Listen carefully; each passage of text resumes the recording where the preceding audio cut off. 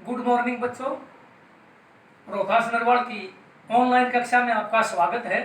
आज हम पाठ 2 राजा किसान और नगर 600 ईस्वी पूर्व से 600 एडी की निरंतरता में इतिहास के पुनर्निर्माण में सिक्कों के महत्व पर प्रकाश डालेंगे। प्यारे बच्चों, वस्तु विनिमय के बाद पहले जो व्यापार होता था वो वस्तु विनिमय द्वारा होता था। हड़प्पा सभ्यता में भी वस्तु विनिमय द्वारा व्यापार होता था। लोथल के एक स्थान से एक बटन के आकार की मुद्रा मिली है केवल एक ही मुद्रा। 600 शताब्दी ईस्वी पूर्व में विनिमय के रूप में मुद्रा का प्रचलन आरंभ हुआ। इससे व्यापार में और आर्थिक क्षेत्र में काफी उन्नति हुई। सबसे पहले पंचमार्क अथवा आज सिक्के ढाले गए।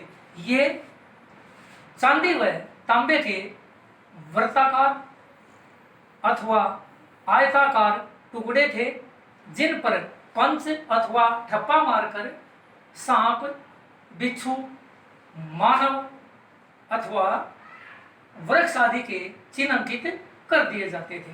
ये पंचमार्क व आज सिक्के भारतीय उपमहाद्वीप के अनेक स्थानों से मिले हैं।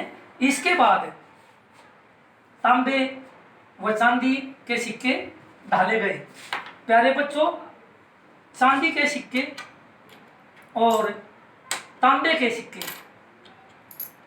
भारतीय उपमहाद्वीप तथा बाहरी अनेक क्षेत्रों से मिले हैं। ये चांदी की मुद्रा है और ये तांबे की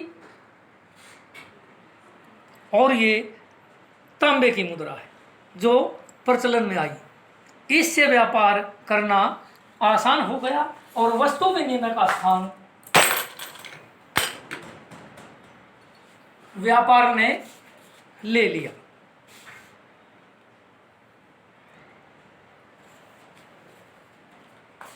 प्यारे बच्चों, इतिहास के पुनर्निर्माण में सिक्कों का विशेष महत्व है।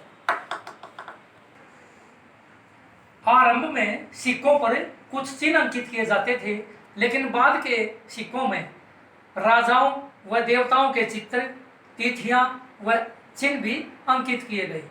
सर्वप्रथम पहली शताब्दी ईस्वी में प्यारे बच्चों कुषाण वंश के राजा कनिष्क ने सोने के सिक्के चलाए। यह है एक सोने की मुद्रा। इससे हम यह अनुमान लगाते हैं कि सोने के सिक्कों से कीमती वस्तुएं खरीदी जाती रही होंगी। प्यारे बच्चों, अनेक राजवंशों का इतिहास सिक्कों के कारण ही का पुनर्निर्धारित किया गया है।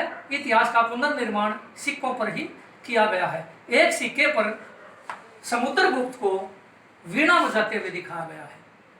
इससे इतिहासकार यह अनुमान लगाते हैं कि वह संगीत प्रेमी था। इस प्रकार सिक्कों से धार्मिक, सांस्कृतिक और आर्थिक दशा का पता चलता है। प्यारे बच्चों, दक्षिणी भारत के अनेक स्थानों से रोमन साम्राज्य के सिक्के मिले हैं। इससे यह सिद्ध होता है कि भारत का रोमन साम्राज्य के साथ व्यापार था। अब प्रश्न बनता है कि सिक्कों के अध्ययन को क्या कहा जाता है? मुद्रा शास्त्र। अब हम मुद्रा शास्त्र और मुद्रा लिपि पर प्रकाश डालेंगे।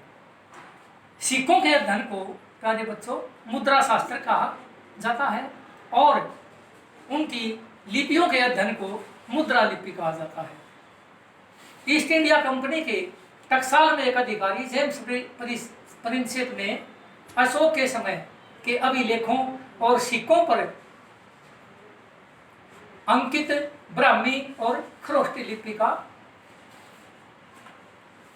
को पढ़ने में सफलता प्राप्त की। प्यारे बच्चों, तो ये था इतिहास के पुनर्निर्माण में सिक्कों का महत्व। अब व्यापार करना आसान हो गया। सिक्कों से संबंधित राजा अथवा राज्य की आर्थिक दशा, सांस्कृतिक दशा का पता चलता है और विनिमय के रूप में मुद्रा का प्रचलन होने से व्यापार में उन्नति हुई। आज के लिए इतना ही काफ़ी है। Thank you. घर में रहें, सुरक्षित रहें और घर में रहकर ही पढ़ाई करें। जय हिंद, जय भारत।